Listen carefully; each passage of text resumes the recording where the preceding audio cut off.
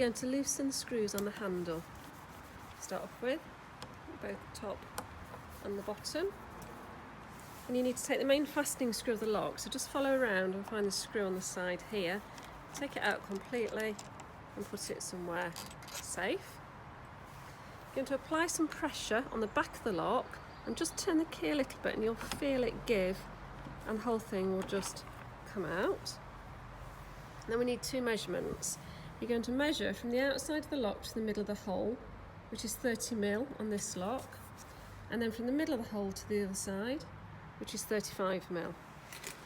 Then you reverse the process to pop the lock back in.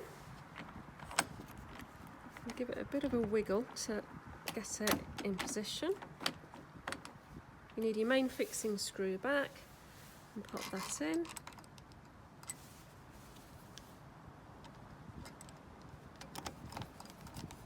And don't forget that you've got to fasten your handle, screws at the bottom and top.